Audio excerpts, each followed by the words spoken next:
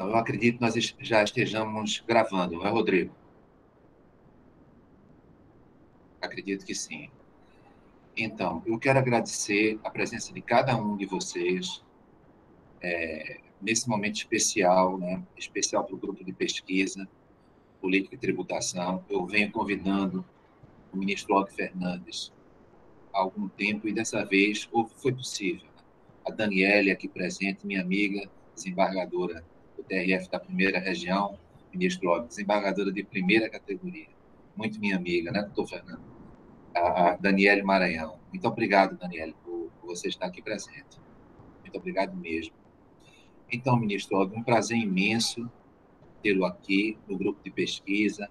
Esse grupo de pesquisa se chama Política e Tributação, aspectos materiais e processuais. Ele está registrado no CNPq desde 2004.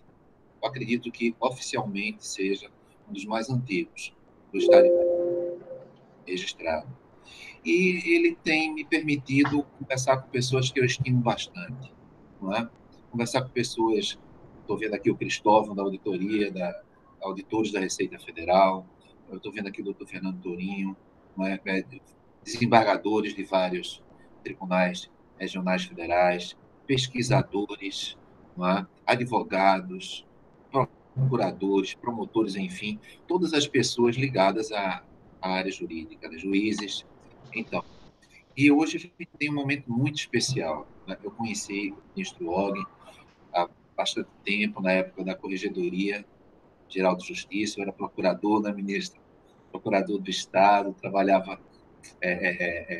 com o ministro Og lá no Tribunal de Justiça de Pernambuco, não é? Um prazer imenso, aprendendo sempre, com a experiência, com a gentileza, com a dedicação ao trabalho que o ministro sempre teve. Então, para mim é um prazer imenso tê-lo aqui, ministro. Muito obrigado por ter aceito o convite. Obrigado, Hélio, pela a sua tradicional gentileza. Não é de hoje que conheço a maneira como você procede com os colegas, com os amigos, enfim, com as pessoas que lidam com você nessa vida de justiça e de judiciário. Um prazer, eu desejo também boa noite a todos aqui. Eu não consigo vê-los, não consigo ver todos aqui. Vejo alguns nomes de pessoas com as quais tenho muito carinho e muito prazer em revê-las e estar aqui juntos. Vejo a menção aqui a nomes, vou citar apenas aqueles que peço desculpas, porque não consigo realmente verificar todos. Eu vejo aqui o nosso ouvidor do Tribunal de Justiça de Pernambuco, o desembargador Eduardo Sertório, vejo o doutor Fernando Tourinho Neto, doutora Daniela, acho que o doutor João Braga estava por aqui nesse instante. Bom, eu como disse, não estou usando, nunca usei essa plataforma, geralmente trabalho em videoconferência com o Zoom e não tenho o hábito, mas então peço desculpas àqueles, às vezes, velhos conhecidos, mas que não consigo aqui revê-los. E aos novos conhecidos, o meu abraço também. Prazer estar nesse momento aqui ao lado do Hélio e compartilhar informações, compartilhar modo de ver o mundo em que nós vivemos, que é o mundo em torno do judiciário. Então, a todos um abraço muito fraterno.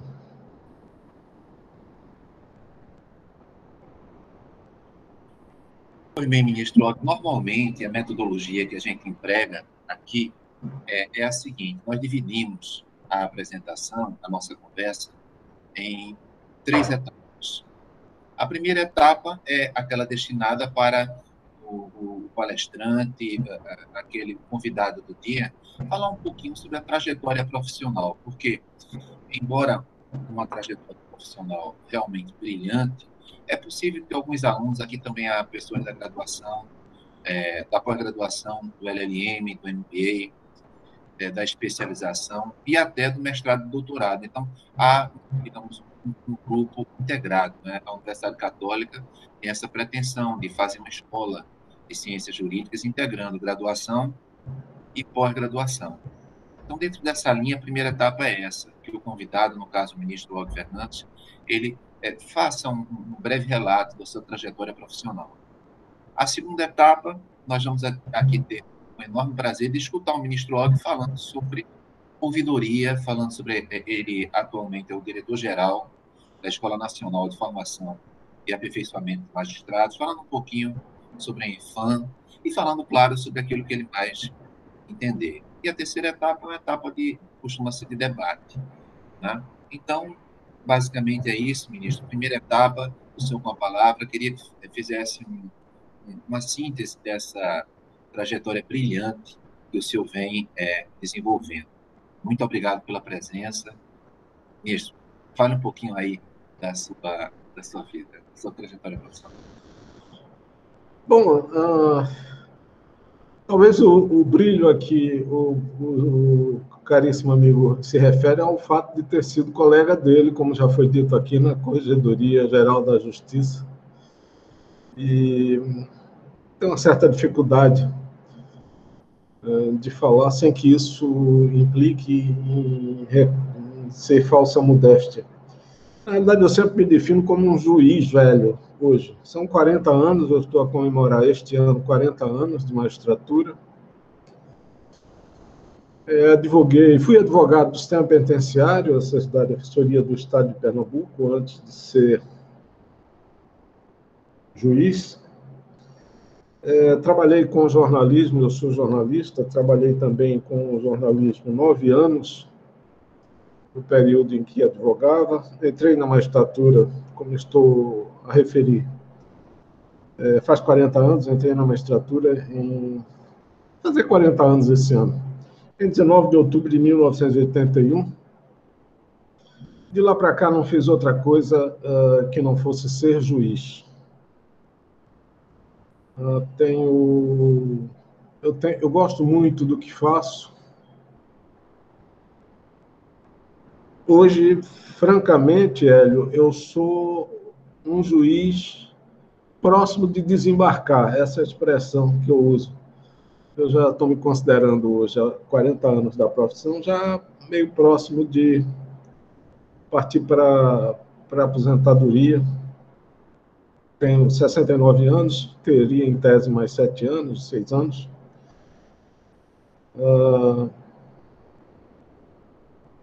Cheguei ao STJ em 2008, depois de 97 a 2008, ser desembargador no Tribunal de Justiça do meu estado. E acho que já falei demais, Hélio. Então, me permita perguntar um pouquinho. Quer dizer, a sua trajetória como juiz, né? Eu me recordo que teve uma participação importante ao lado de Zeferino, eu não sei se o filho de Zeferino está aqui, né? Nos juizados especiais. Queria que falasse um pouco sobre esse momento em que desenvolveu a tarefa de juiz, esse envolvimento com os juizados especiais. Como foi isso, hein, ministro? Bom, o colega José Manuel Zeferino Galvão de Melo foi meu colega de concurso. Entramos na magistratura estadual no mesmo ano. Um belo dia, o telefone toca e é o Zé Manuel ligando para mim, dizendo que ia fazer concurso para juiz federal e até me convidando, acho que se ele estiver por aí, o filho, ouve essa história. Ele me convidando para fazer o concurso de juiz federal, que não fiz. Fiquei na magistratura estadual. E das coisas que atuei, das quais guardo com realmente uma satisfação muito grande na magistratura do Estado, é ter, de alguma forma, atuado na implantação do sistema de informática do Judiciário de Pernambuco, dos juizados especiais, à época, juizado de pequenas causas, que coordenei a instalação. Foi, salvo equívoco, a instalação do primeiro juizado do Recife, o juizado de Juizarinho, foi no dia, salvo engano, 7 de novembro de 1989, exatamente 5 anos que o juizado tinha sido instalado na experiência lá na comarca do Rio Grande do Sul. E José Manuel foi um companheiro que tanto contribuiu enormemente no treinamento do pessoal para atuar, tanto os servidores quanto conciliadores e juiz, como foi o primeiro juiz, ele e doutor Gentil, que atuaram no juizado. Depois, tive uma pequena experiência na implantação do juizado criminal, e no Tribunal de Justiça, daí o gosto pelo assunto, foi a implantação da ouvidoria. Nós implantamos a ouvidoria em Pernambuco em 1998, vale dizer, antes da emenda constitucional 45, que a tornou obrigatória, emenda 45, que é de 2004. Nós implantamos o juizado em Pernambuco de forma também muito auspiciosa, porque foi a primeira experiência de juizado, de ouvidoria do judiciário em caráter permanente. E a partir da emenda 45, os juizados se tornaram obrigatórios na Justiça Estadual e Federal. Tá bom de novo, Hélio. Mas, ministro, dentro dessa trajetória, eu queria que falasse um pouquinho, né? Porque, note, a gente está falando aqui para graduandos também, né? Como juiz, eu me recordo que, na época, perguntando ao desembargador Etério, eu era procurador, não, estava para assumir o cargo de juiz, eu perguntei para ele o seguinte: olha, um conselho, qual é o conselho que o senhor me daria para exercer a função de juiz? Ele, bem objetivamente, me disse o seguinte: Hélio, sempre escute a outra parte. E isso ficou muito comigo, sabe, ministro? Um dia, 7 horas, chegava muito cedo na corregedoria, eu faço essa pergunta para ele, sem nenhuma experiência na função de juiz, perguntando para um juiz experiente o que é que eu poderia fazer nas audiências, o que é que ele me chamava a atenção. Ele disse: Hélio, sempre escute a outra parte. E, para mim, contraditório era uma coisa um pouco teórica, né? Acadêmica. Mas quando ele me disse, sempre escute a outra parte, eu venho carregando comigo isso. Né? Não adianta a outra parte ter apenas o direito de falar, ela também tem o direito de ser escutada. Né?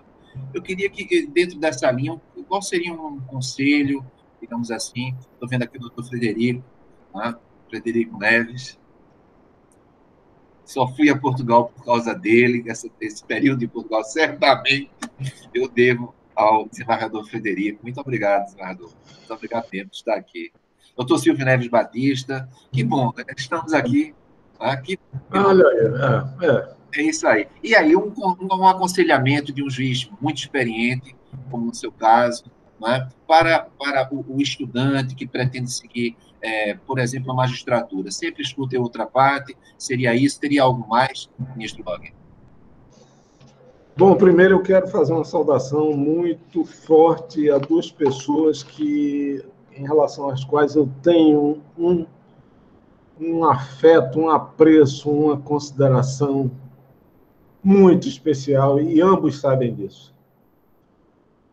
Vou seguir a sua ordem, Hélio. Primeiro, o desembargador Frederico Ricardo de Almeida Neves, que é presidente do nosso Tribunal Regional Eleitoral. E que bom que a magistratura tivesse, aí sim,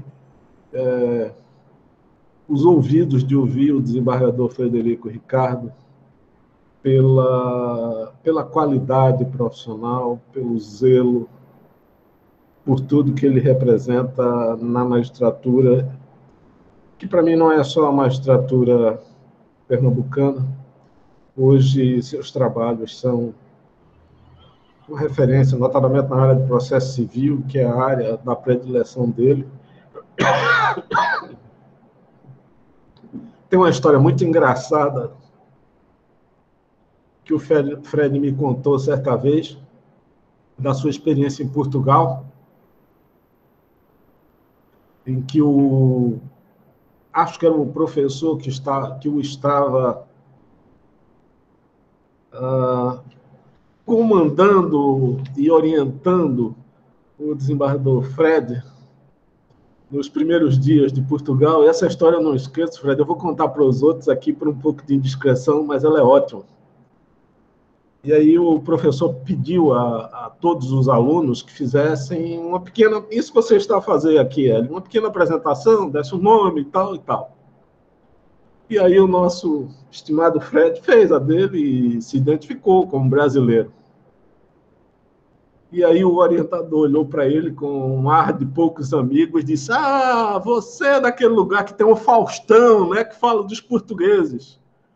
Então, nesse momento, segundo o Fred, ele se achou naufragando numa velha caravela portuguesa retornando ao Brasil, mas não aconteceu nada disso. Passou brilhantemente, foi aprovado brilhantemente.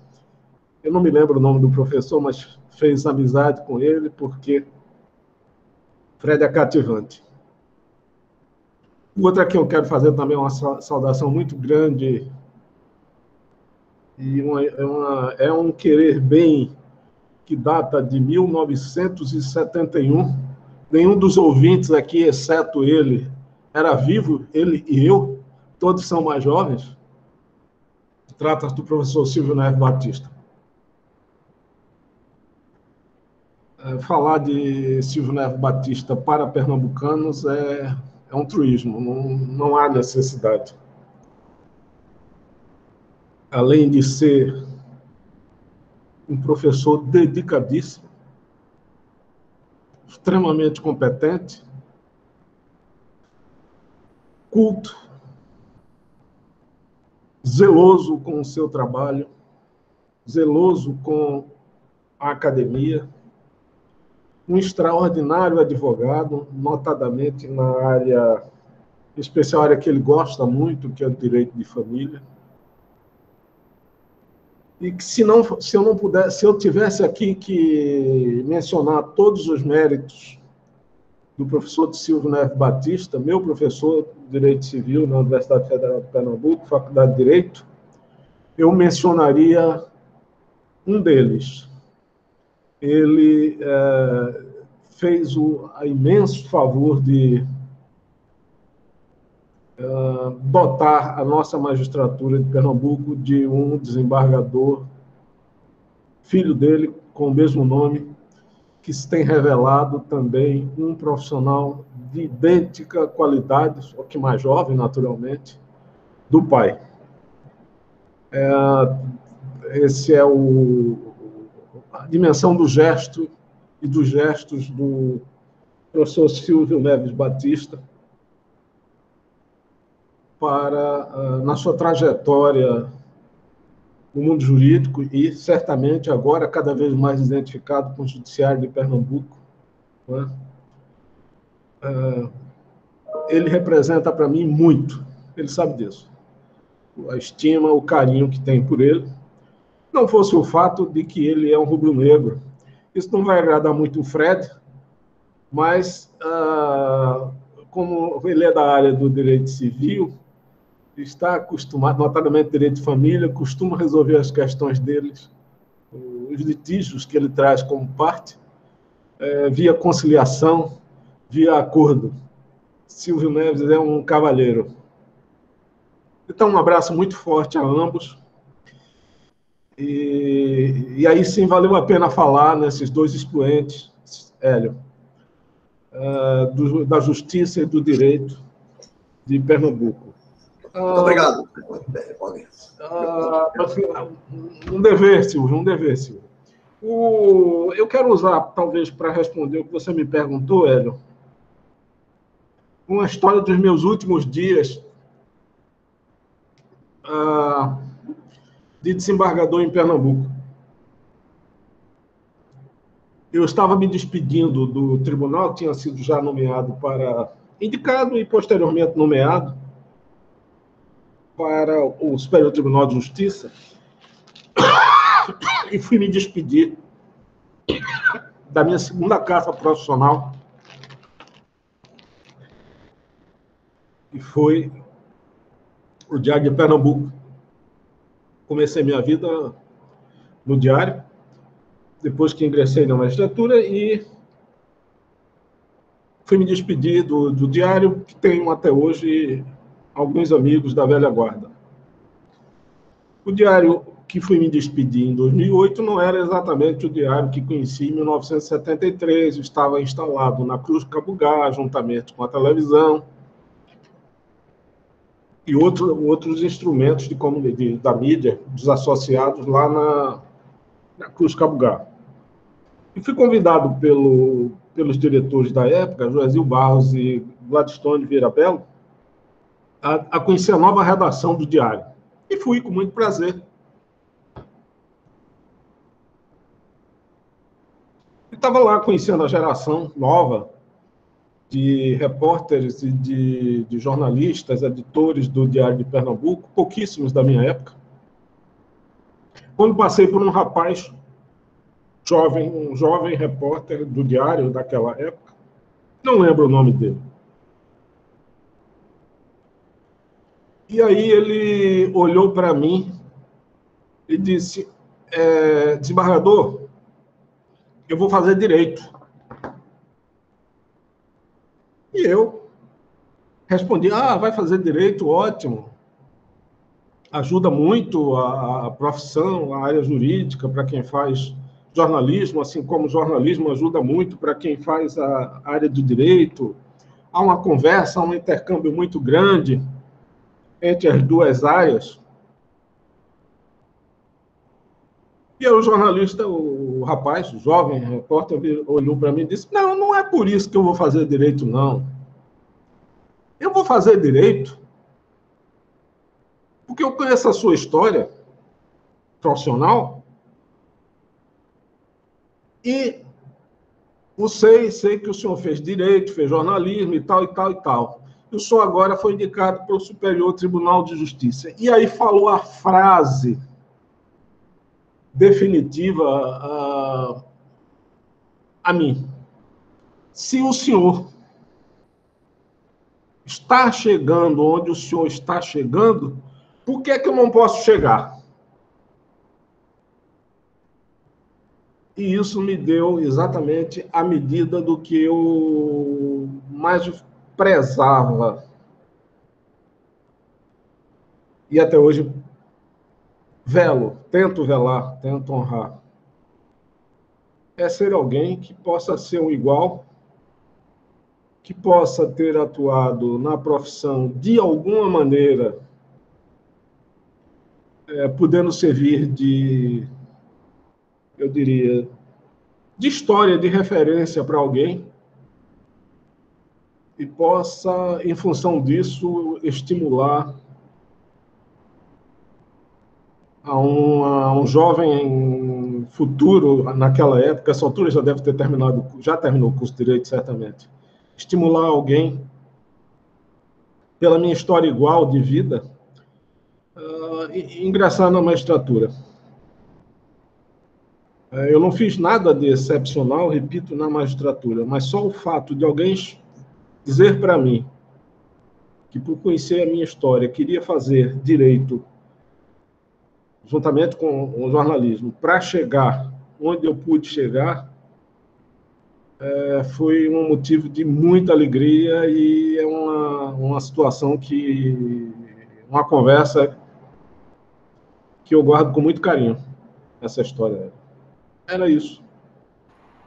Eu diria isso. Então, ministro, eu queria, dentro do que o senhor falou, dizer que nós já tivemos aqui pelo grupo de pesquisa o prazer de receber o desembargador Frederico Neves e também o prazer de receber o professor Silvio Neves Batista, né? Então, eu acho que esses momentos fortalecem muito, né, os elos, né? E, claro, também o próprio grupo de pesquisa, quando conta com pessoas que têm uma experiência profissional tão grande. O que já me remete a uma segunda questão, que é a seguinte: como um juiz de primeiro grau, funciona de maneira singular. individual. Já no tribunal, há uma ideia de que o juiz funciona de maneira colegiada. Só que, atualmente, são muitas as decisões monocráticas. Eu queria que falasse um pouco nessa sua enorme experiência como desembargador do Tribunal de Justiça de Pernambuco, agora como ministro do Superior Tribunal de Justiça, o que pensa a respeito da atuação singular do juiz, do desembargador, do ministro, com as decisões monocráticas, mas também com essa outra fisionomia que tem nos tribunais, né? Onde, às vezes, a nossa opinião precisa se curvar diante da opinião dos demais pares de uma turma, de uma sessão, de uma Câmara. Queria que falasse um pouco sobre isso. O doutor Petrúcio Ferreira, ele fazia isso, digamos assim, essa distinção de maneira muito enfática. O juiz agindo monocraticamente e o juiz agindo em uma Câmara, em uma turma. Queria lhe escutar um pouco sobre isso, por favor. Bom, acho que vou falar, e, aliás, quero registrar, caríssimo Hélio, que agora comecei a ficar nervoso, porque eu estou falando depois do Fred e depois do Silvio. Até então eu estava conseguindo me conter, mas sabendo que você, o embaraço aqui que você me coloca nesse momento, mas eu vou respirar até 10 e ver se retomo o meu usual. Olha, eu acho que não vou dizer nada muito diferente do sentimento de todos que mourejam no judiciário. Em primeiro lugar, a decisão monocrática num órgão colegiado não deveria de prevalecer. Ou melhor, não deveria de ser o caminho natural da atuação. Mas aí, cada desembargador ou cada ministro tem vários livros de cabeceira, entre eles Maquiavel. E o Maquiavel, como todos sabemos, quando aconselhou o Príncipe de Veneza, o aconselhava porque queria ser pragmático na política. Claro que nós não estamos aqui a falar de política. Ou talvez tenhamos que mencionar uma política de atuação do judiciário. O Superior Tribunal de Justiça é talvez o tribunal com o maior número de processos entre os tribunais do mundo. Eu costumo dizer que o STJ foi criado num padrão que, se alguém tivesse olhado com um pouquinho devagar, teria visto que o STJ foi construído para não dar certo enquanto órgão colegiado. Imagine-se nesse país, né? Hoje temos mais de 18 mil juízes. Mesmo que remontássemos a 1988, 1989, e qual era a ideia inicial do Superior Tribunal de Justiça? Era um tribunal para substituir o TFR. Isso é, seria um tribunal de superposição com a criação dos tribunais regionais federais, extinguiria o Tribunal Superior que nós tínhamos aqui em Brasília, e ele seria voltado, essa era a ideia primeira, ele seria voltado apenas para decidir as questões advindas dos 5 tribunais regionais federais. Duas coisas não deram certo. Primeiro foi, mas não tinha como. O primeiro deles foi a criação do Tribunal Regional Federal da Primeira Região, com 14 estados da federação, 13 e mais o Distrito Federal. Quem pensar 2 minutos sobre isso, iria constatar que era um tribunal que não teria condições de atuar. Mas aí baixou, certamente, mais uma vez nos constituintes, o espírito de Maquiavel. Era possível, na criação dos tribunais regionais federais, naquele momento, regionalizada a Justiça Federal no segundo grau no país, o que sobrava, e esse sobrava aí não tem um sentido de menoscabar a competência do tribunal, mas aquilo que não estava dividido ia, juntamente com o Distrito Federal, constituir o Tribunal Regional Federal da Primeira Região. E aí colocaram, porque era o que sobejava, um tribunal, a Justiça Federal, por exemplo, do Amazonas, ao lado do mesmo tribunal, a mesma Justiça Federal de Minas Gerais. Colocaram Bahia e Minas, estados enormes, que com o crescimento da Justiça Federal no país, simultaneamente disputando a sua esfera recursal nesse tribunal. E vai por aí. O outro erro, ao meu ver, foi expandir a competência do Superior Tribunal de Justiça para a legislação infraconstitucional, que, renovo, não era o modelo inicial planejado. Houve, é certo, algumas pressões internas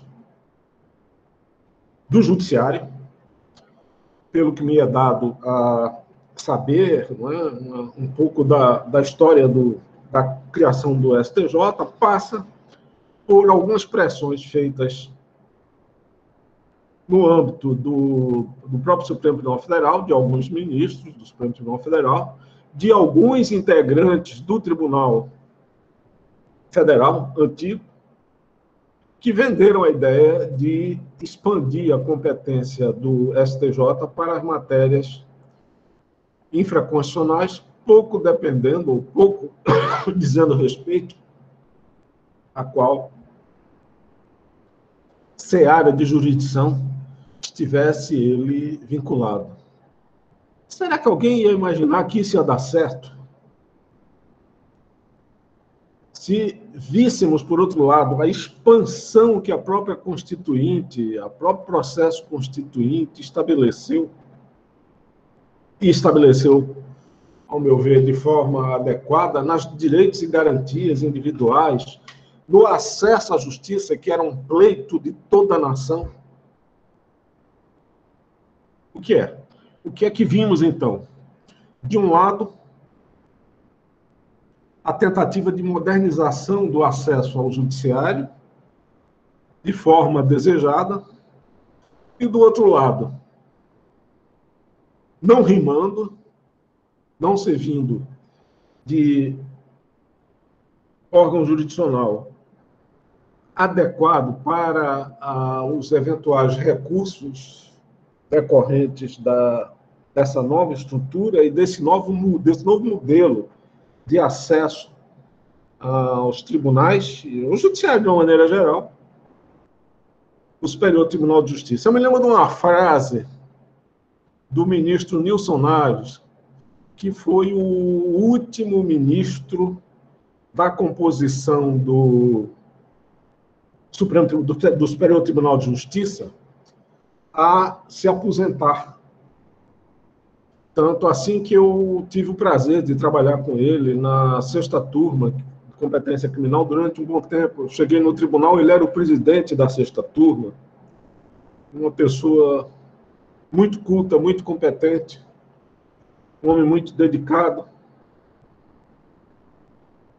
E ele me contando um pouco os alvores do Superior Tribunal de Justiça, ele que no início começou a sua vida no STJ, penso que ele esteve na área criminal, ou pelo menos isso foi uma conversa, a vida com os integrantes da primeira composição da área criminal do STJ, dizendo, olha, quando chegou o primeiro habeas corpus aqui, nós festejamos.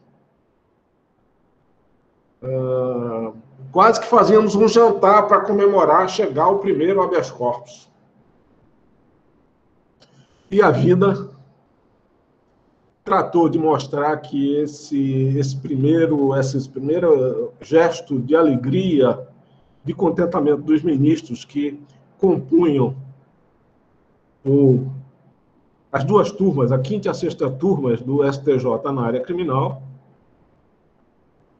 transformou-se num dissabor pela incrível quantidade de processos havidos e até hoje ainda havidos, chegados e distribuídos para essas duas turmas. Mas isso talvez seja o traço mais sinuoso do STJ em relação a volumes. Mas todas as turmas de direito privado, as de direito público, onde hoje eu estou militando,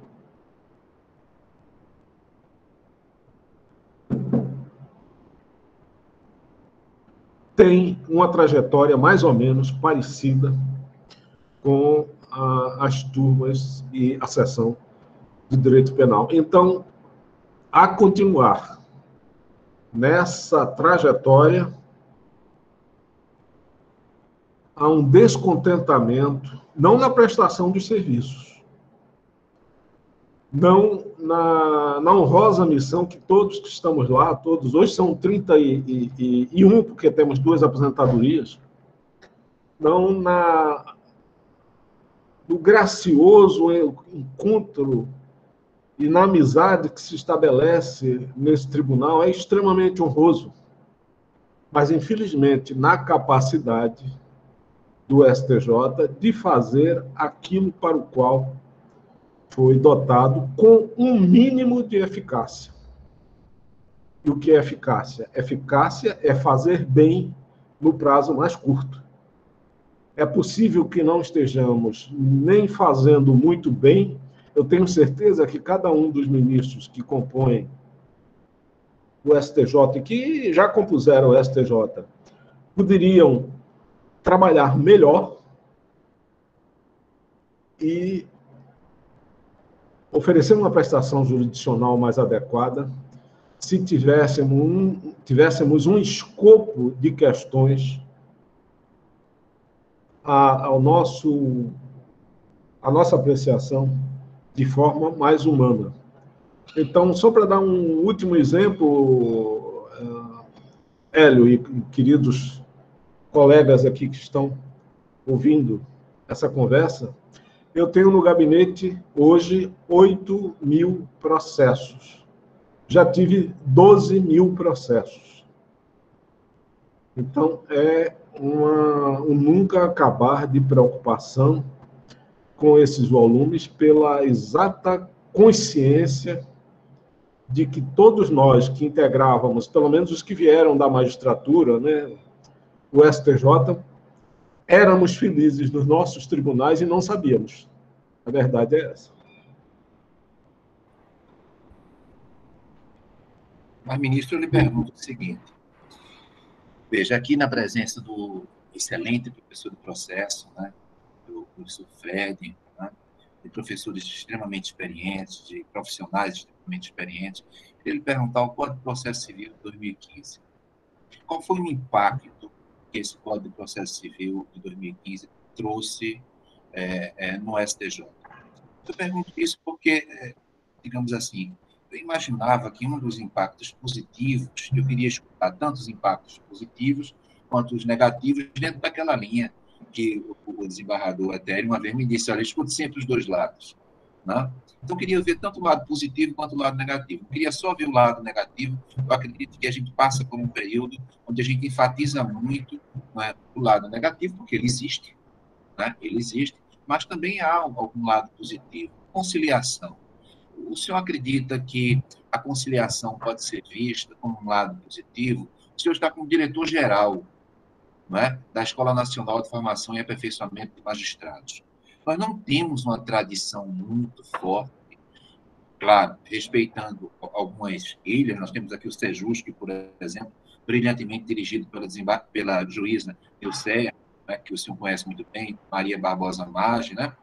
então, na área da Caixa Econômica Federal. Então, isso vem funcionando, mas vem funcionando de maneira um tanto setorial, não é? Embora, quero enfatizar, com um grande zelo, com a enorme eficiência do Sejus, que em várias seções judiciárias de vários estados do Brasil, né? Funcionando muito bem na Caixa Econômica Federal, financiamento imobiliário, que é um assunto tremendamente importante. Mas eu pergunto, enfim, se houver interesse de prestigiarmos a conciliação, o senhor falou há pouco do professor Silvio Neves, né? Diz, olha, a área de família, a gente tem que prestigiar a conciliação. E parece que esse novo Código do Processo Civil tentou estimular a conciliação. Acha que isso não pode passar pela Infam? Como é que seria possível viabilizar a conciliação? Porque um conflito ele sempre permanece, né? Vai haver recurso, a conciliação consegue terminar o processo, não é? Eu queria que falasse um pouco. O novo Código de Processo Civil já não é tão novo assim. Impactos no Superior Tribunal de Justiça, positivos e negativos. Olha, eu aceno para impactos positivos. A questão, não há dúvida, porque tivemos aí essa mudança de sistema que nós temos operado, nossa incursão no sistema muito próximo ao sistema de precedente, terminou por trazer alguma vantagem, no sentido, mais uma vez, do Maquiavel, do pragmatismo em relação a nosso pragmatismo aliado à eficácia versus quantitativos. Tanto é assim que, acho que há 3 anos atrás, nós tínhamos no Brasil uma relação de 2 habitantes para 1 processo. O Brasil tinha, naquela altura, 200 milhões de habitantes e tinha 100 milhões de processos em andamento. Essa relação reduziu. Os últimos dados não são atualizados, eu não estou olhando aqui nesse momento os dados do CNJ, mas o fato é que esse volume, esse acervo reduziu. Acho que essa melhora é uma melhora para um longo prazo. A curto prazo, estaremos todos afogados. A grande demanda do STJ e aquilo que ele acha que em todo esse processo, que vem já... Se você pegar, por exemplo, os livros de processo penal da época que eu estudei, Fernando Torinho, que não se falava em justiça criminal consensual, era um crime, digamos, pelo menos acadêmico, se tratar disso, e que vem evoluindo. Eu digo que isso é um processo lento. Da década de 1970 para cá, tanto o processo civil quanto o processo penal tem acalentado aspirações no sentido de uma geração, de dotar as futuras gerações de instrumentos mais fáceis de adoção. O que eu vejo como grande dificuldade nesse momento é a adoção de um sistema sinuoso. Ele não é nem o sistema americano, nem é mais o tradicional. Ele está numa migração, e a compreensão dessa migração e o fazer dessa migração, ao meu ver, ainda demanda um pouco mais de tempo. O que observamos são fluxos e refluxos. Eu posso dizer que uma das questões cuja decisão mais me satisfez no STJ é isso que você falou, caríssimo Hélio. Era uma questão de uma briga de casal, o marido nos Estados Unidos e a mulher apanhou o filho nos Estados Unidos, o casal estava separado para umas férias e retornou com a criança e não voltou mais não devolveu mais a criança para os Estados Unidos, encerrado o período de férias. E isso foi um drama. Direito de família é um direito que tem uma carga emocional muito forte. Mas, por outro lado, me trouxe uma satisfação enorme quando foi possível, inclusive um advogado americano veio, quando nós falávamos na possibilidade de fazer, era um agravo em cima de recursos e mais recursos e mais recursos dentro do STJ, tanto que a matéria já estava na primeira sessão, e me trouxe muita satisfação ter sido instrumento de resolução de um conflito de uma criança que, salvo engano, tinha 6 anos, né? À época. Agora, eu estava falando que a grande demanda e a grande frustração do STJ ainda é a demanda e a frustração de não ter conseguido até agora que o Congresso, que as casas legislativas adotassem para o STJ algo assemelhado à repercussão geral. Esse tema tem sido objeto de ações no Congresso, do que eu me lembro, já há 4 administrações. Isso significa 7 a 8 anos de tentativa do STJ do impulso de um projeto para modificar a Constituição no sentido de admitir a repercussão geral no STJ. Parece que a repercussão geral, aí sim, é uma rima rica para os precedentes. Se você tem instrumentos como os precedentes, o IRDR e outros que o Código de Processo Civil vem atraindo, o caso do recurso especial repetitivo é de 2008, veio antes do Código da Reforma e da adoção do novo Código de Processo Civil.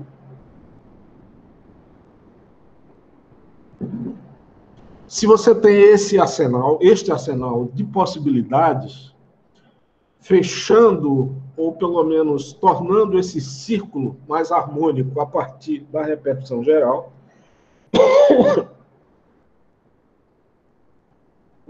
a força de atração de decisões e de resoluções de conflitos no âmbito do STJ poderá também, não a curtíssimo prazo, porque a curto prazo não tem saída. Não vou aqui atrair ilusões, não posso estimular aqui a ideia de solução rápida e eficaz para o caso. Não tem. Nós chegamos a um momento que isso é irreversível. Essas soluções alternativas nos tribunais superiores são hoje muito mal comparando os insumos da vacina, que não tem para todo mundo nesse momento.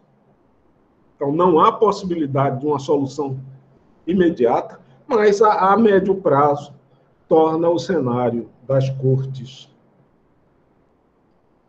superiores mais palatável. É preciso dizer ainda, retomando o tema que você falou, a questão da conciliação, eu posso lembrar alguns episódios na área do direito tributário.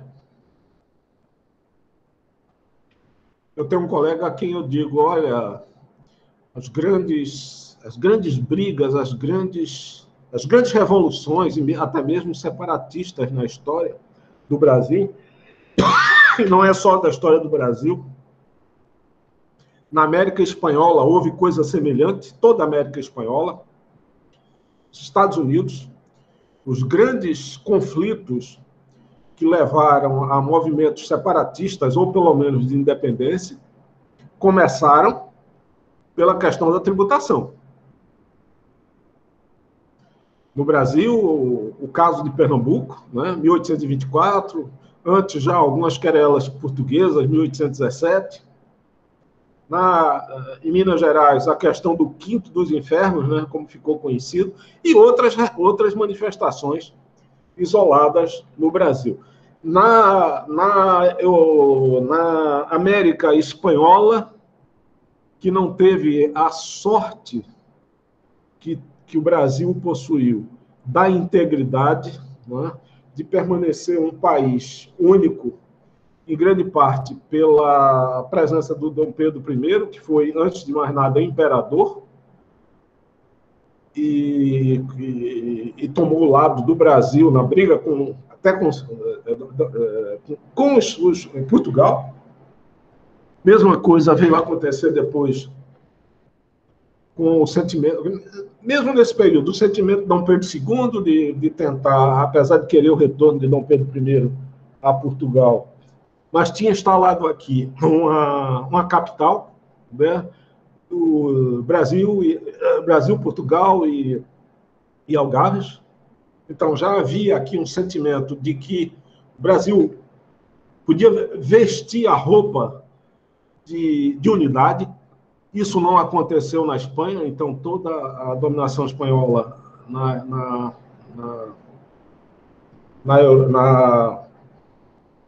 no continente americano foi fragilizada e dividiu-se aí em vários países. Mas continua até hoje, eu continuo a dizer, é preciso ter um certo cuidado na questão tributária, né, na relação entre Estado e cidadania, Estado e população, Estado e povo, porque não podemos dizer mais o discurso que dizíamos lá atrás. Agora, o discurso lá atrás era que o Estado não era bem representado na esfera da fazenda, porque não tinha quadros próprios. Hoje é um quadro extremamente competente. Profissionais concursados, da melhor qualidade e distribuídos no país. E o que é que isso está a considerar? Qual foi essa confusão toda que eu falei aqui em relação à sua pergunta? É que há temas, e eu estou falando só da área de direito tributário, em que não há o clima para o acordo.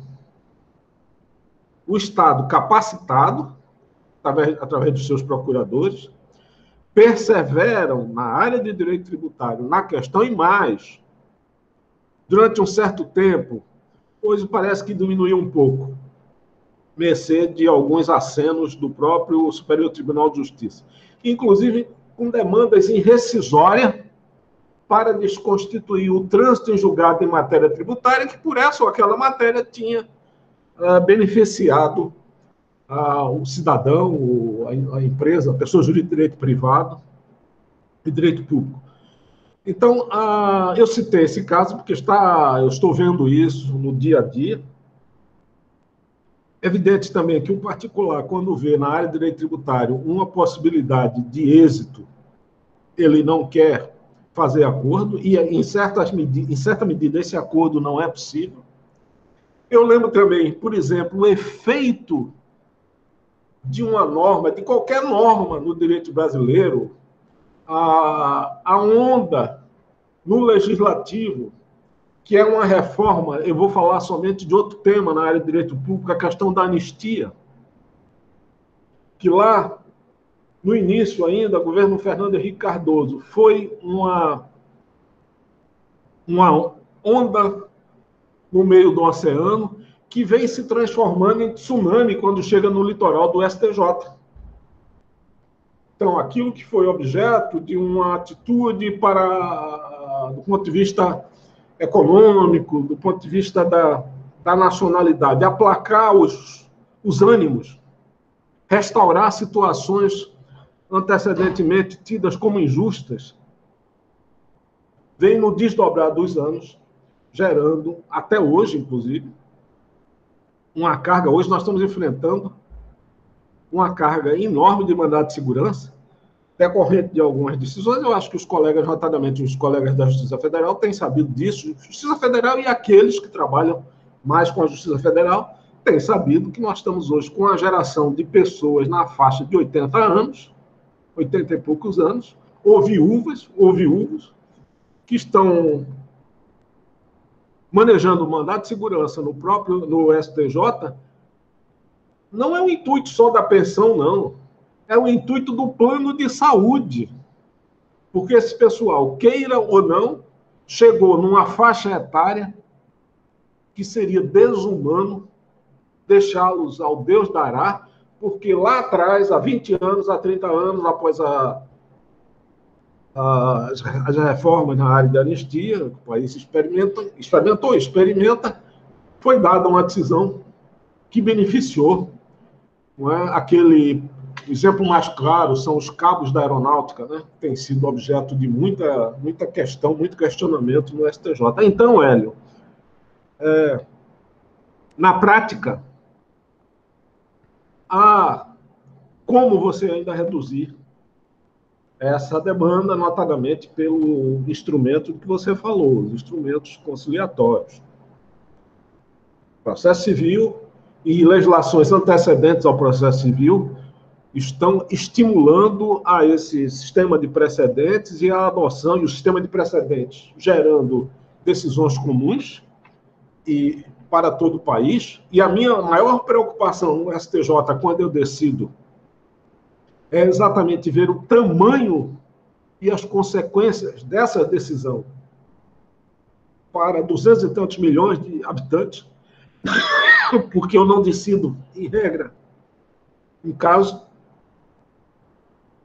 nós decidimos uma tese, e quando decidimos essa tese, ela até já pode não ser em recurso especial repetitivo, pode não ser matéria pacificada como precedente no STJ, mas claramente haverá uma tendência, se você não errou demais, haverá uma tendência de que aquele julgamento passe a ser esteira, assim como dos outros colegas, para as decisões dos demais. Então, respeito muito os precedentes, daria esse conselho aos colegas, e a gente sabe que tem um ou outro tribunal mais recalcitrante. Parece que há colegas que querem fazer, assim como tem a Lei Pelé, fazer a lei doutor fulano de tal. Ele juiz, ele desembargador, criou uma determinada construção numa decisão e quer que aquela lei, ironicamente, tome seu nome e que todos os tribunais do país passem a usar aquela lei como paradigma para o entendimento da corte. E não é possível isso. Não vou aqui mencionar quais são esses tribunais, mas isso tem acontecido com muita persistência e é um outro problema. Então, o espaço de soluções consensuais poderia ser maior, mas não poderá ser um nível de desafogar o judiciário brasileiro, notadamente por essas razões que, ao meu ver, são as mais concretas, não é? Na vida do dia a dia, no cotidiano do judiciário brasileiro, notadamente com o ângulo de mirada do Superior Tribunal de Justiça, que nos impede a promover uma ação de maior eficácia. Espero ter respondido, doutor Hélio, mas se ficou alguma coisa mais que eu possa ser útil, estou à disposição. Com certeza. Fez referência à questão da história, não apenas do Brasil, mas também do mundo, e as suas interseções com o direito tributário. Eu quero dizer que nós temos aqui o Cristóvão Barcelos, acho que está no Rio de Janeiro, é um dos grandes historiadores de direito tributário, não é? Vários livros exatamente nessa área. Obrigado, Cristóvão, por você ter vindo mais uma vez. E uma outra questão que eu tenho de fazer, seria impossível não fazê-la, é a seguinte: nós temos a pandemia, nós temos o processo eletrônico. Antes da pandemia já havia o processo eletrônico. Agora, com a pandemia, o processo eletrônico tem, digamos assim, se desenvolvido. As audiências, as sessões estão também ocorrendo pela via eletrônica. Na Justiça Federal, eu percebo entre os colegas que se fala bastante na desterritorialização.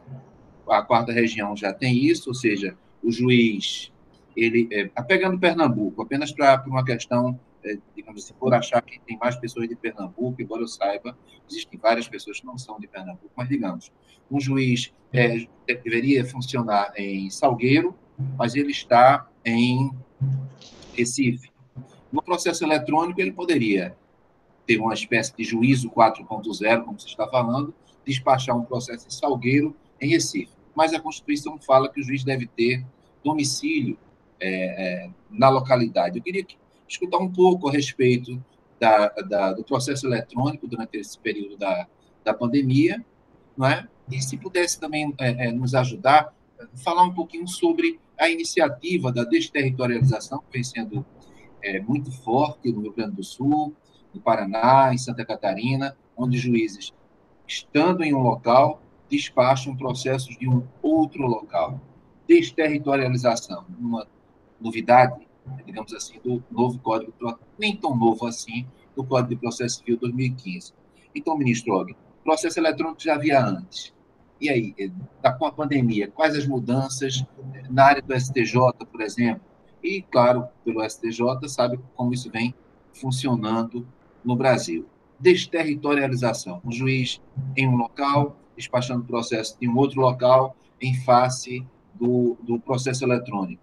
Isso supera a norma constitucional, na sua perspectiva, de o juiz ter domicílio no local onde efetivamente foi lotado? Queria que falasse um pouquinho, ministro, sobre isso, por favor. Bom, vamos ao primeiro assunto, que é Covid, STJ, processo eletrônico, modo de ver o judiciário através, unicamente, dos computadores. De fato, já existia. O processo eletrônico no STJ, digamos assim, teve uma ênfase a partir de 2008, 2009, nós já estamos com uma experiência. Os sistemas estão sendo refundados, estamos agora numa fase também de modificação dos sistemas, e será sempre para melhor, embora acho que isso também requer um pouco mais de treinamento. Trabalhar na frente de computador, para mim, não chega a ser novidade. Eu até pela minha história em Pernambuco, eu trabalho com computador na época da implantação, desde 1989, 1990. É claro que o computador e a tecnologia de hoje é fantástica, comparada com aquela de 30 anos atrás. É bom, é útil, é bom, mas neste cenário que nós nos encontramos, eu diria que mais do que ser útil, ele é único. Algumas pesquisas que foram feitas por colegas e pelo próprio STJ, pela parte administrativa, têm demonstrado, têm dito, de que a produtividade do STJ, em alguma medida, não sofreu maior quebra, não sofreu uma grande diferenciação diante do cenário tradicional. Eu estou, Hélio, no Recife desde setembro. O que é que eu posso lhe dizer? Bom, não faltei, nem podia, não era o caso, a nenhuma sessão. Durante a pandemia, eu trabalhei um bom tempo com 3 computadores ao meu lado, e aí começa a parte negativa. Tive que mudar o grau do óculos, porque houve não foi só pelo computador, também pela idade, não é? Mas eu tive que fazer uma alteração no grau do óculos para me readaptar a esse cenário cercado como uma ilha por terminais. No momento, nós estamos conversando aqui, eu estou com 2 computadores ligados. Acho que essa moda, para usar uma linguagem pernambucana, não será definitiva. Por que não será definitiva?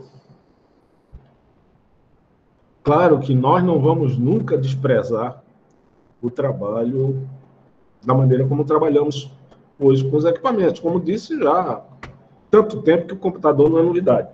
Mas,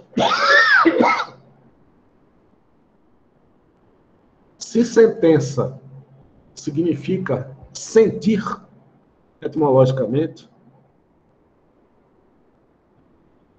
a ausência do gabinete, de um gabinete, para nós da área federal, do STJ, eu vejo como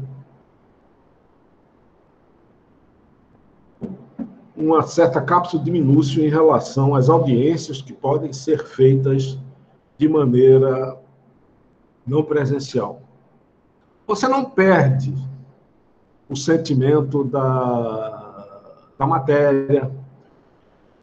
O advogado tem meios, notadamente os advogados, têm meios de falar com você, seja por telefonia, seja por videoconferência, seja mandando e-mails.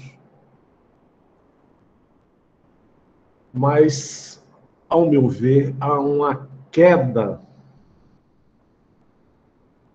talvez não seja tão grande, mas uma queda significativa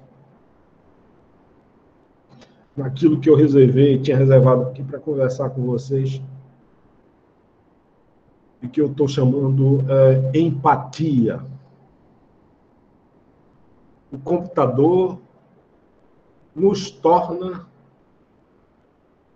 de alguma forma, e penso que para o advogado a sensação é talvez até pior, nos torna um pouco frios e distanciados do olho no olho, aquilo que se falou um pouco antes da nossa conversa, isso é a capacidade de sentir a verdade de cada um. E isso, ao meu ver, traz um pequeno prejuízo para a parte. Imagine, Hélio, que eu tenho sessão às terças-feiras que começa às 14 horas. E meu dia, digamos, de STJ, começa às 10 horas, quando eu inicio uma reunião telepresencial com a assessoria, no Paraná, alguns em Brasília, alguns em Pernambuco e outros no celular em qualquer lugar.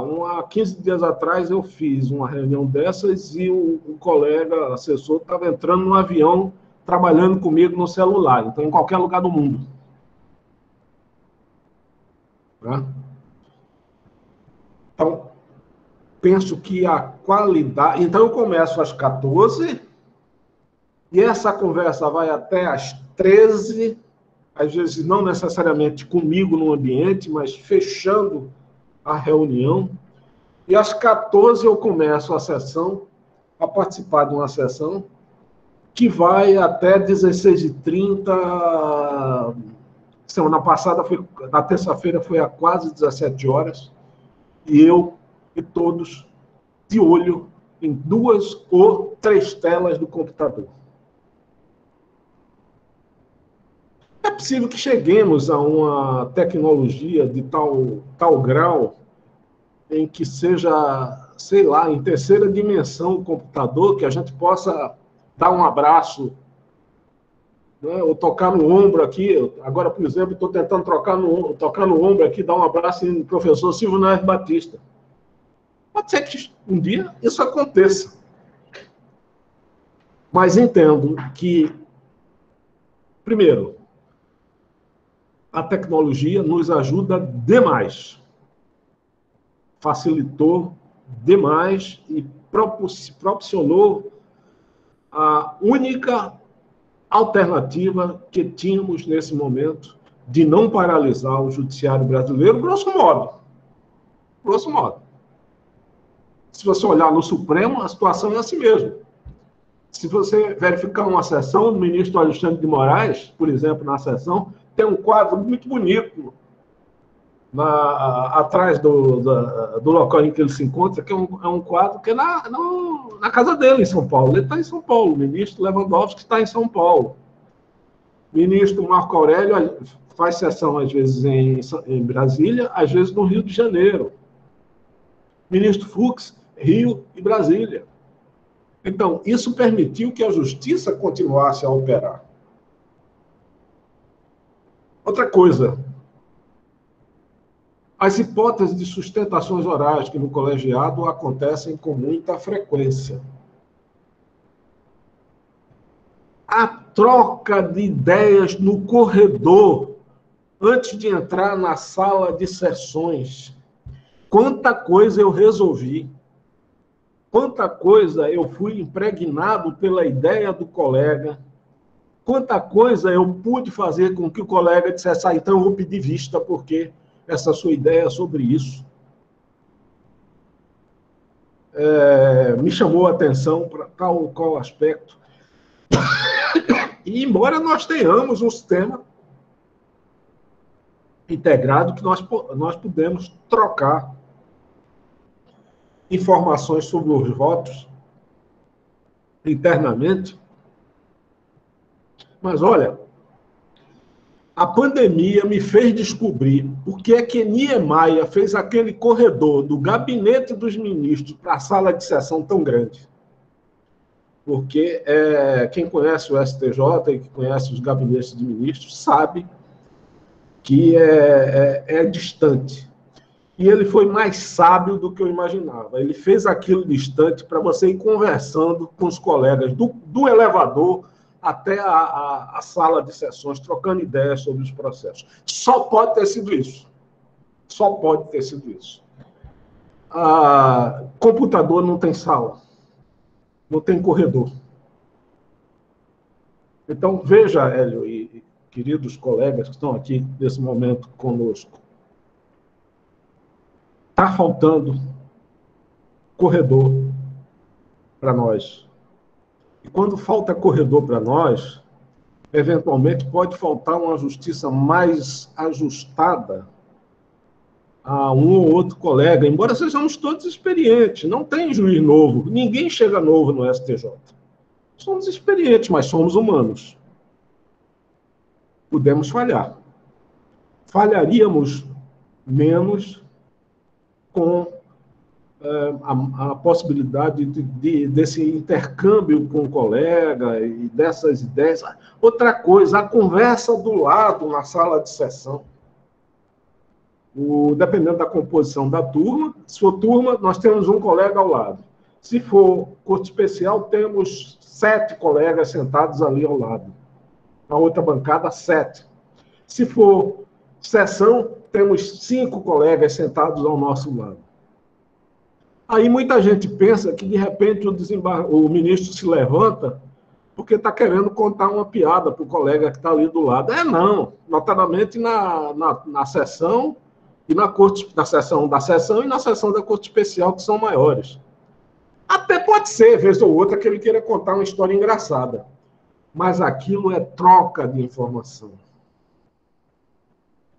Da mesma maneira que o advogado reúne-se com seus colegas e trocam ideias a respeito da tese ou das teses de um determinado caso, nós fazemos isso. E aí está faltando sala de sessão para nós.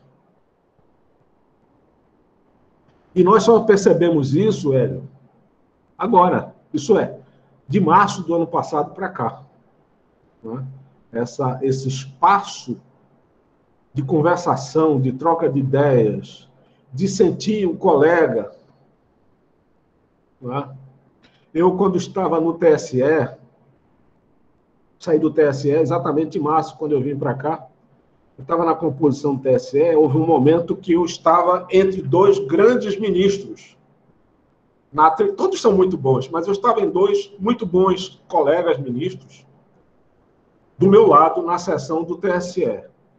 Na mudança de composição, aí eu criei a brincadeira. Eu disse, espera aí, eu estou aqui no meio de fulano e beltrano. Eu filo de quem? De quem é que eu vou filar? Está faltando fila. Professor Silvio, eu nunca filei na sua aula, não, nas suas provas, não. Nunca filei. Viu? Então, mas está faltando fila. Isso é, está faltando essa conversa, essa troca de ideias, notadamente daqueles que isso hoje é unânime, todos nós temos o sentido, no STJ, nas turmas que acompanham, que eu participo, todos nós temos absoluta segurança sobre as nossas limitações humanas. Nem todos somos donos da verdade. Isso ajudava muito. Então, para nós, no fecho, penso que a sessão presencial, se pudermos colocar a sessão presencial na balança com a sessão virtual, a balança vai pender para a sessão presencial, certamente. E um dia isso vai acontecer, não sei quando. Segundo tema, veja, e aí nós estamos falando com um juiz da jurisdição federal, que é o doutor Hélio Oren, e que são alguns colegas, imagino.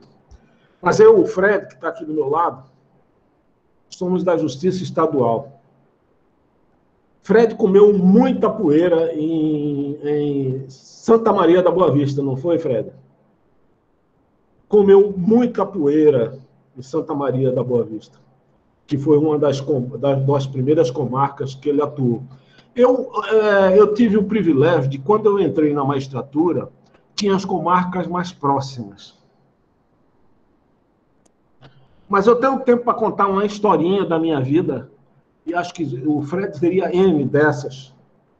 Eu vou contar, se tiver tempo, senão eu vou me limitar a responder, doutor Hélio. Tenho. Eu cheguei na minha primeira comarca a 76 quilômetros do Recife.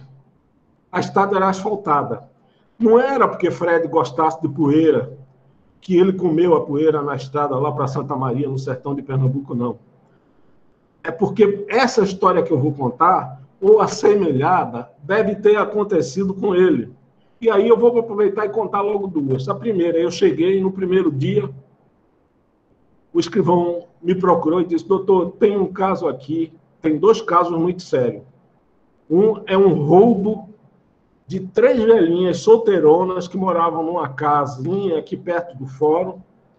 Alguns marginais chegaram, sabiam que essas velhinhas moravam sós, entraram na casa, espancaram as 3 velhinhas, os marginais estão presos e a população está querendo invadir a delegacia para matar os assaltantes.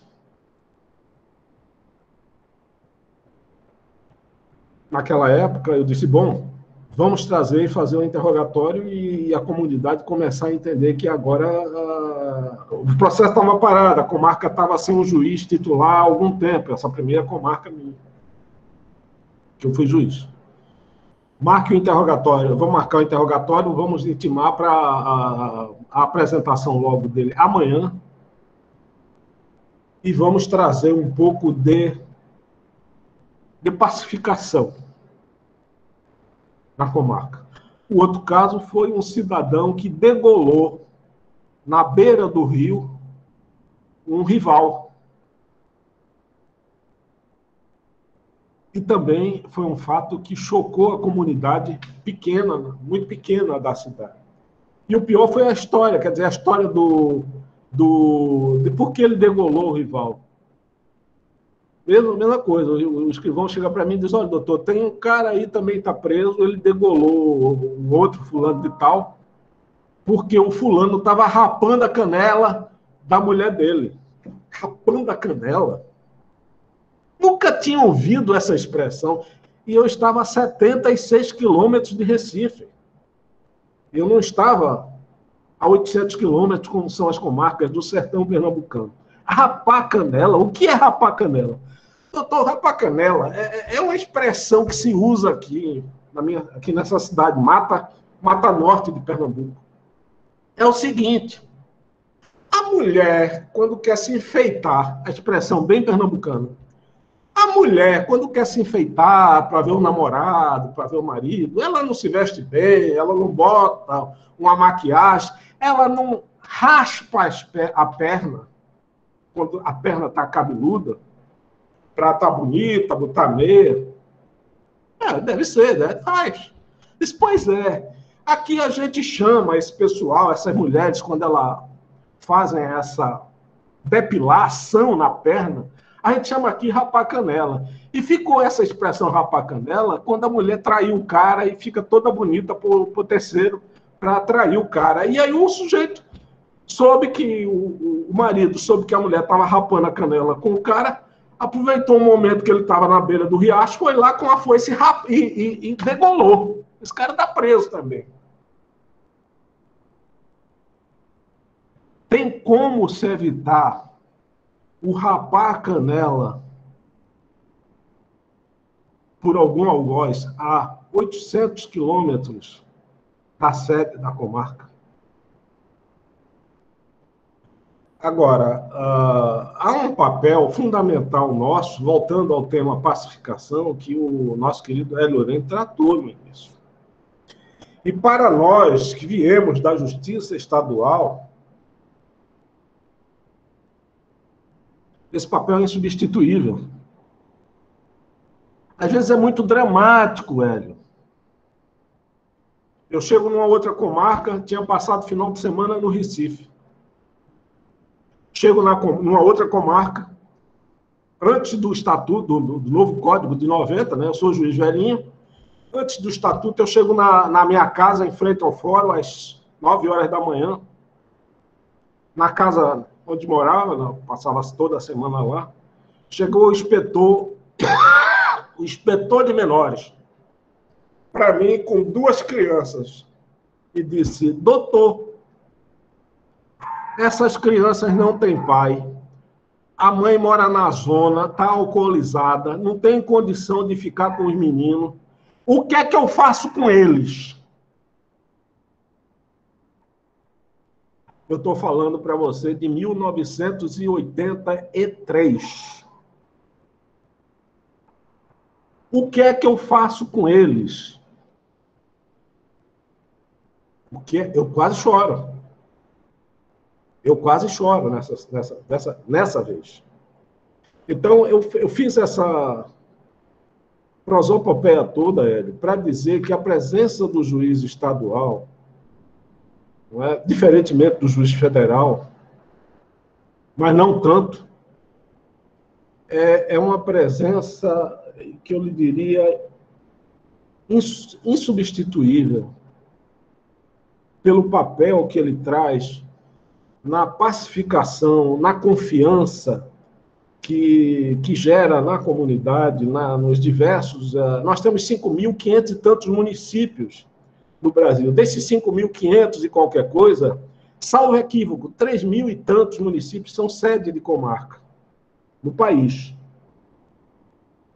Imagine se nós tivéssemos uma ausência, ausência física, embora pudesse ser compensada pela capacidade do juiz de resolver os conflitos à distância. Então, por isso, eu devo lhe dizer, pelo menos em relação à justiça estadual, pelo menos em relação aos juízes estaduais, penso que não há como modificar a regra do jogo e nem seria, consequentemente, o caso de modificação constitucional. Você, quando faz o concurso para juiz estadual, se você tem compromisso com a profissão, você sabe que vai ter que se submeter a certas vicissitudes, a certas dificuldades, né? Então, em resumo, eu tentei colocar esse meu posicionamento sobre a matéria. Então, ministro Og, eu tenho uma obrigação de lhe fazer uma pergunta. O senhor, como diretor-geral da Escola Nacional de Formação e Aperfeiçoamento dos Magistrados, né, me parece que é a pessoa certa para fazer duas perguntas.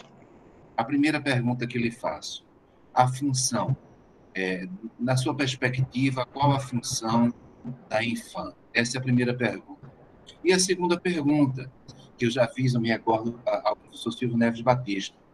Eu noto que na academia e também no Poder Judiciário, há pessoas que acreditam que uma pode excluir a outra, salvo engano de minha parte.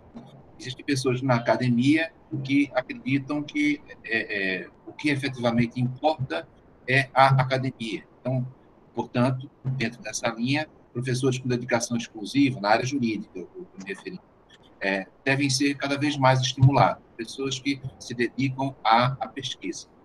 Do outro lado, há também juízes que pensam, já escutei isso, inclusive, de um determinado ministro do STJ, que pensam que é possível funcionar muito bem o Poder Judiciário sem a academia. Bom, eu fui aluno, acredito, foi a última turma do mestrado do professor Dorival Villanova. Ele insistia em dizer, a despeito do perfil acadêmico que ele possuía, que uma pessoa só conhece de um determinado assunto quando consegue aliar teoria e prática. Então, eu pergunto ao senhor, a Infam está pensando nisso, aproximar o Poder Judiciário, o profissional do direito, né, da academia, e, por sua vez, a academia vem se mostrando simpática a essa iniciativa de aproximação, né, deixando claro que, por exemplo, tem um grupo de pesquisa, política e tributação, que aposta muito nisso. Aposta muito em aproximar a teoria da prática, né? Então, obviamente, eu sou suspeito a respeito disso, mas, como disse há muitos anos, né, lá na Corregedoria do Desembargador Etéreo, para mim, disse, olha, vamos escutar os dois lados. Procure escutar o mérito de ser um professor exclusivamente da academia e também o mérito de uma pessoa que trabalha como o senhor na área do Poder Judiciário sem academia. O que é que o senhor acha nisso? A Infam pode funcionar como uma espécie de liame, de corredor, de ponte entre a academia e o Poder Judiciário? Olha, a tendência da Infam, desde a administração passada, do ministro Herman Benjamin, está sendo mantida, malgrado todas essas vicissitudes que nós estamos experimentando para tocar a Infam de uma maneira eficiente, mas por conta do estado que enfrentamos, né, esse estado sanitário que enfrentamos, e eu devo muito ao pessoal que hoje está lá dando apoio na secretaria, na diretoria, a tendência será voltarmos sempre para o ensino especializado, que não quer dizer anti-academia jurídica, de uma forma geral, na magistratura. O que é que eu quero dizer? Vou dar um exemplo. Se alguém tiver a curiosidade de ir à biblioteca, na Faculdade de Direito do Recife, vamos falar na Universidade Federal, a Faculdade de Direito aí, a nossa tradicional, Praça Adolfo Cirne, ou no Largo São Francisco, em São Paulo. Se alguém tiver a curiosidade de ir a essas bibliotecas, eu não sei como está hoje a minha querida Faculdade de Direito daí, um dos meus programas este ano, quando o cenário melhorar, é fazer uma visita assim, do meu jeito, né?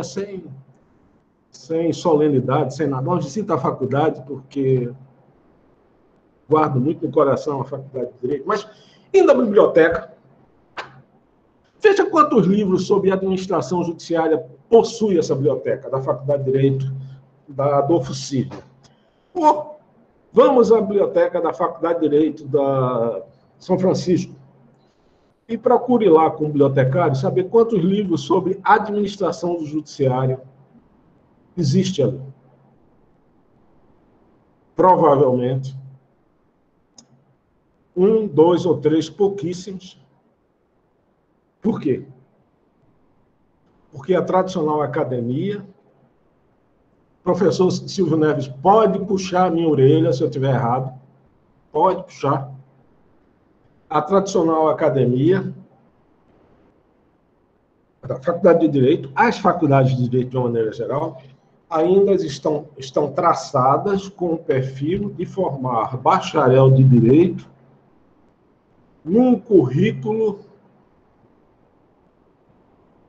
que, imagino, não deve ter evoluído muito do tempo em que eu lá estava para os dias atuais.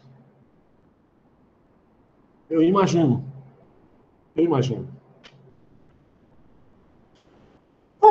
Vamos lembrar, por exemplo, a importância que tinha o direito constitucional na década de 1970 na formação do bacharel em direito, ou do direito administrativo, na mesma geração, na década de 1970, para a formação. E a importância que tem hoje o direito constitucional e o direito administrativo na judicatura. Mas eu diria para o bacharel de uma maneira geral. Os papéis mudaram. A ciência do direito tem modificado o seu perfil porque o mundo mudou. O mundo mudou.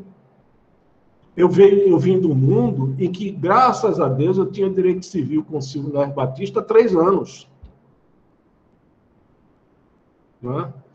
Eu tinha direito penal com Everardo Luna. As tradicionais cadeiras de direito substantivo eram as cadeiras fortes. E quantos processos hoje nós resolvemos, e já resolvimos, mas cada vez mais, apenas com processo civil e processo penal.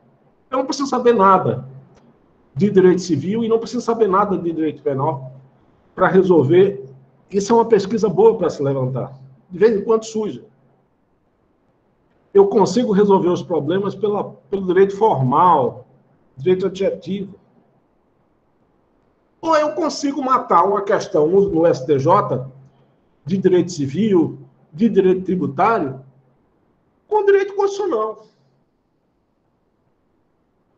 Porque o cenário de hoje é um cenário muito diferente do cenário em que eu experimentei. Então, é preciso, sim, que tenhamos, ao meu ver, o espírito, penso, da emenda 45 na relação às escolas da magistratura, emenda constitucional, e como foi importante essa emenda constitucional 45. É preciso que tenhamos escolas, centros de ensino vocacionados para fazer do bacharel um juiz. Fazer do juiz de primeiro grau um juiz que vá se aperfeiçoando ao longo da carreira. Há uma discussão, mas eu sei que as associações brigam, porque hoje tem uma discussão de algumas associações que acham desnecessário as escolas para as promoções. Eu não vou entrar nesse assunto.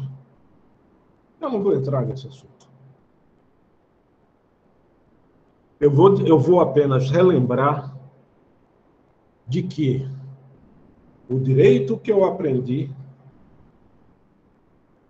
não é exatamente o direito que eu estou atuando agora, e eu tive, toda a minha geração teve que se reconstruir com escola ou sem escola. Segundo, que precisamos ter espaços acadêmicos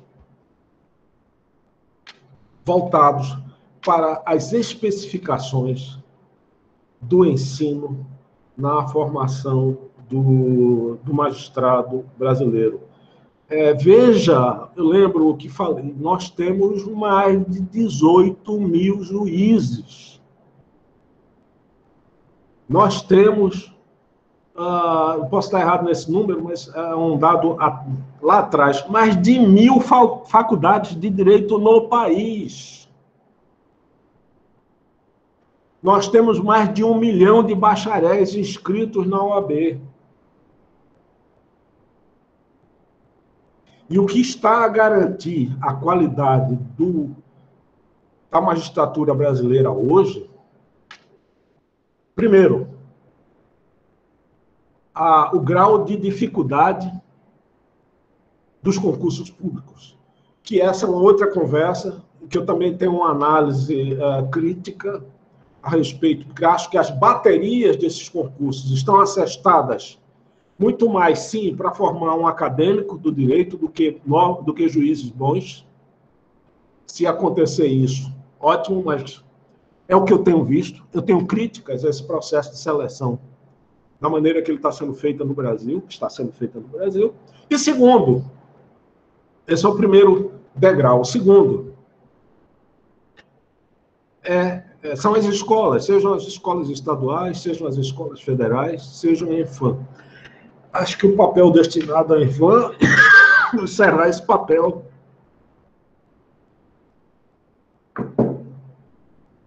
de estimular e subsidiar as escolas estaduais, federais, na busca desse padrão de qualidade, da atualização da magistratura brasileira, porque é um Brasil ávido de modificações legislativas, e isso muda uma lei, como eu já falei, é um tsunami lá no tribunal, com os colegas a mesma coisa, notadamente nos centros maiores e na Justiça Federal, e estar na retaguarda da magistratura para apoiá-la na busca desse papel. É um privilégio na Infam, para a Infam, não querer abraçar, digamos assim, a infantaria do ensino jurídico para o bacharel juiz magistrado. Não acho que seja o papel, mas subsidiar, ao mesmo tempo em que apoia as ações nos estados e nas regiões federais, no trabalho que, diga-se de passagem, de uma maneira geral, é um trabalho muito bem feito, um trabalho de boa qualidade. Todos estamos com dificuldades, somos nós, mas é um trabalho de boa qualidade. E a sua segunda... Então, só para dar... Eu falei aqui da questão da administração de justiça, do judiciário. O outro assunto que você poderia colocar como tema que foge ao ângulo de mirada das faculdades de direito é aquele que eu ia falar, e hoje não vou mais falar porque eu já falei muito, que era a ouvidoria. E na faculdade de direito fala do papel específico da ouvidoria, no sentido da interação entre sociedade, população e judiciário, no sentido de estabelecer a empatia necessária para que o cidadão venha legitimar o papel do judiciário, porque ele começa a perceber que aquele judiciário foi feito para ele, uma vez que nós não somos eleitos. Não tem. A faculdade de Direito, acho que não tem Estado da federação que tem esse olhar. São dois temas caríssimos para nós. Por quê? Porque o juiz vai ser um dia diretor do foro. Todo juiz será administrador do foro. E, normalmente, ele é diretor do foro no Estado, logo que ele ingressa. e ele vai ter demanda da ouvidoria.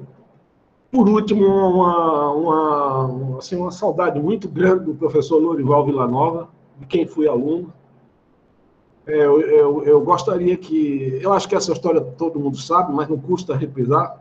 O professor Lorival Villanova foi um pernambucano que declinou do convite de ser ministro do Supremo Tribunal Federal, para não deixar o Estado de Pernambuco, não deixar os seus alunos, não deixar os seus estudos que são reconhecidos. Aliás, recentemente, até tivemos uma decisão, não foi minha, da ministra Regina Helena, no Direito Tributário, que citou o professor Lorival Villanova faz 15 dias, isso. Então, nos honra muito. A outra pergunta era sobre... A sua pergunta, acho que era dividida em dois. Ministro, dentro dessa sua colocação, eu lhe pergunto o seguinte. Vejo aqui que está Daniele Maranhão, Jaime Cipriani.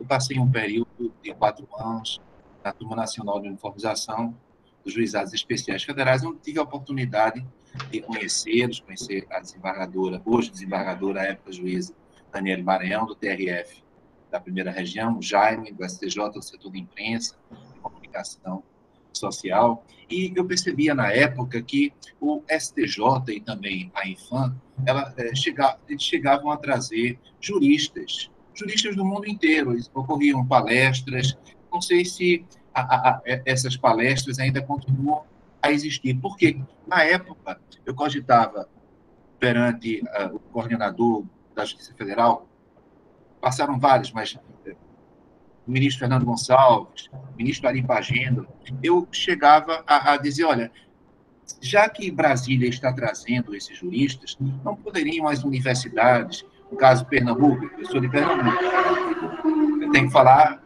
em Pernambuco, obviamente, não poderia, no caso, o STJ, a Infam, comunicar, estamos trazendo o jurista tal ou qual, e aí a Escola da Magistratura de Pernambuco, a Associação Regional dos Juízes Federais, a Universidade Católica, gastaria menos, né? Não seria uma passagem da Alemanha para Pernambuco, já está em Brasília. Isso seria possível uma aliança com a Infam? Isso seria possível, ministro? Já pensou nisso? Mestre, o curso de especialização de nível de pós-graduação, que é o primeiro curso de pós-graduação na especialização da magistratura que foi homologado nas escolas, né, que foi homologado pela CAPES, está a fazer isso. Semana passada tivemos uma palestra do professor Lorenzetti, da Argentina, sobre o último livro dele, sobre a difícil arte de julgar. Foi debatido sexta-feira. Então, anotem no calendário de vocês. Toda a primeira sexta-feira do mês. Toda a primeira sexta-feira do mês. Isso é um trabalho do Herman, que eu aceitei a escola, mas pedi que ele ficasse após, porque foi ele quem implantou, o ministro Herman Benjamin. Toda primeira sexta-feira do mês, nós temos às 10 horas, normalmente é 10 horas, a palestra de um grande professor das maiores universidades. Já teve gente de Oxford fazendo palestra. Professor Lorenzetti. Na primeira sexta-feira de maio, deve ser um professor da Alemanha. E esse via web, ministro. Via web. Via web, que tem essa vantagem. Com tradutor. E é interessante... O grupo de pesquisa política e tributação, seu coordenador tem que falar por ele, né? Eu pergunto, nós poderíamos ter esse link, distribuir com o nosso grupo de pesquisa, esse link a gente conseguiria como? Olha, fala com a doutora Cíntia, sua colega, que é a nossa estimada coordenadora, diretora, secretária da escola, que tem realizado um papel muito bonito. Então, temos toda primeira sexta-feira do mês, nós temos uma palestra. E na última, interessante, estava o representante na videoconferência, magistrados de Angola, da Espanha, de Portugal. Pelo menos desses 3 países, eu me lembro. Guiné-Bissau. Agora, um aspecto que você tem razão. Uma das metas que eu pretendia já ter implantado na administração da escola, basicamente eu trabalhava com a ideia da área física, que já está feita, o aumento da área física. O presidente Humberto Martins já me disponibilizou, mas eu não estou, obviamente, nesse cenário, nós não estamos podendo. Então, a área com auditório, com salas de treinamento da escola em Brasília está aumentada, já pronta para, digamos assim, após pandemia. Outra coisa que eu quero fazer, isso é que teve problema, é uma comunicação mais estreita da escola com a magistratura. Tanto que eu pedi ao presidente do STJ, e ele consentiu, ele trouxe uma jornalista que era assessora de imprensa, trabalhei com ela lá no TSE, foi assessora de imprensa da ministra Ana Weber, uma jornalista do Rio Grande do Sul, para implementar outras mídias sociais. A ideia inicial era o Instagram, bolando todos os temas, e nós vamos ficar com o Instagram para todos os juízes, também para as escolas, e tornar mais a miúde as comunicações entre a escola, via a página da Infam, com o nosso público-alvo. Porque o nosso público-alvo não são os 200, em regra, não são os 200 milhões, 200 e tantos milhões de habitantes do Brasil. Nosso público-alvo são os 18 mil juízes. Então, nós vamos trabalhar com esse cenário. E aí, o que é que aconteceu? Esse estudo estava adiantando dificuldades de pessoal, mas um apoio muito grande do presidente tem superado. Aí, o que é que aconteceu? Vocês lembram que o ano passado entrou um hacker na página do STJ, e passamos uma semana e pouco sem trabalhar por causa disso? Pois bem, esse hacker também entrou no banco de dados da escola e nos roubou, digamos assim, nos levou todo. A informação que eu tenho é que todo o banco de dados que nós tínhamos está precisando ser reconstruído para que nós possamos instalar isso, porque também, e a posteriori, não foi na mesma data, ele também hackeou todo o banco de dados das informações, né, dos cadastros que nós tínhamos na escola. E isso não faz muito tempo. Então, aquilo que eu pretendia, tinha como meta, já está implantando agora, em março para abril, vai ter esse atraso, porque nós estamos já na reconstrução desse banco de dados. E aí você tem razão. A escola se comunica mal, pode melhorar. A página da Infam, pouca gente olha, e por isso que eu quero fazer uma página mais atrativa, e quero colocar a Infam na mídia. O escolhido, repito, foi o Instagram. Isso você está certíssimo. Né? Queremos melhorar a qualidade de atendimento à magistratura brasileira.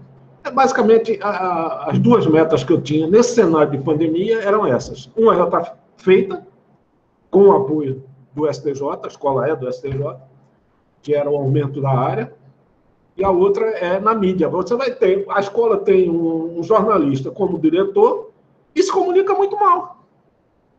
Essa que é a verdade. Não é? A outra pergunta sua, eu acho que era sobre academia e magistratura. Eu acho que não tem problema que o magistrado, eu lembrei da pergunta, possa exercer uma atividade acadêmica extra-magistratura desde que ele, primeiro, cumpra os requisitos da OMAN. Uma escola não pode exercer cargo de direção, não é, na faculdade. E, segundo, escolha definitivamente qual é a opção de vida dele.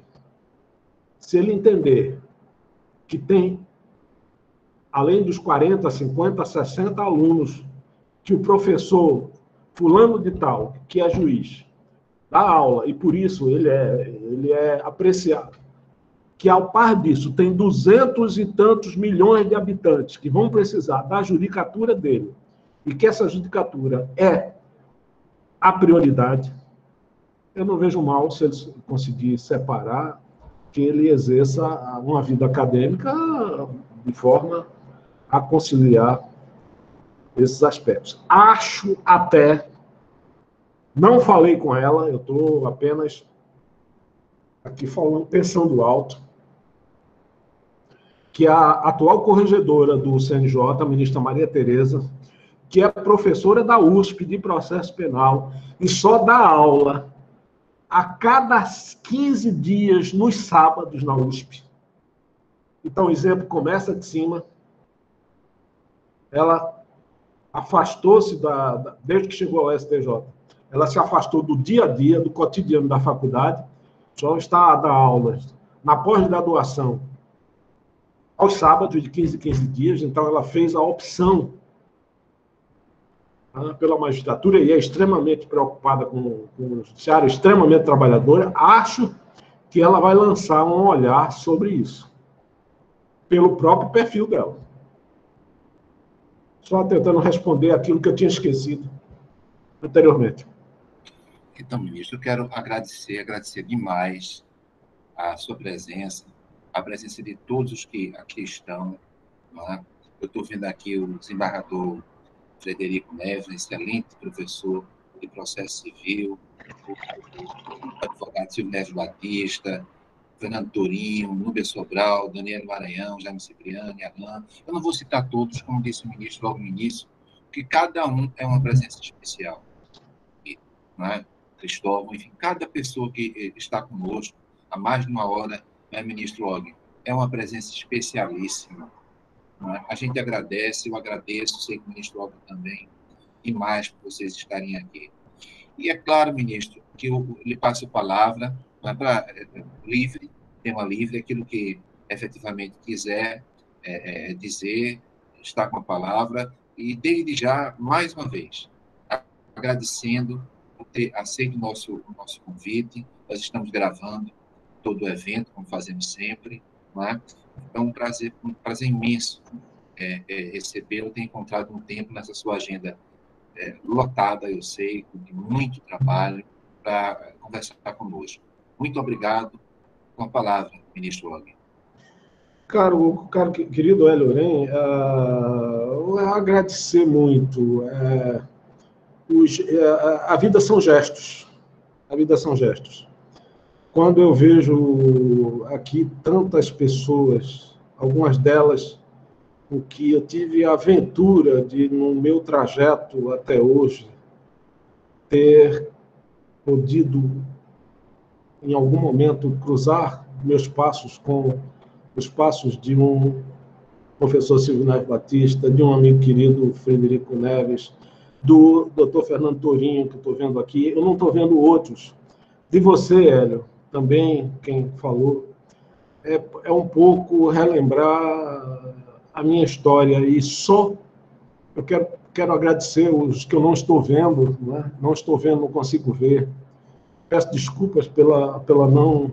Olha, Silvio chegando, vendo aqui, Silvio Filho, Silvio Neves Batista Filho.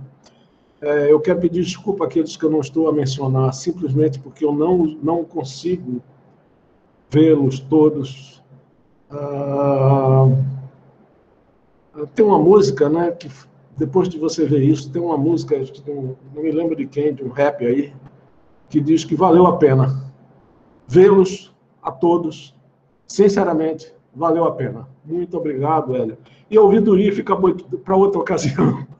A ouvidoria fica para outra ocasião. Um abraço a todos, muito, muito querido, muito forte. Um prazer muito grande de estar ao lado de vocês. Obrigado, Hélio, pela oportunidade de massagear hoje o meu coração aqui com tantos de vocês aqui ao meu lado. Muito obrigado. Né? Então, gente, muito obrigado a todos. Uma ótima noite, uma ótima semana a todos vocês. Obrigado, ministro Og. Tudo de bom para todos. Obrigado. Saúde para todo mundo. Até mais.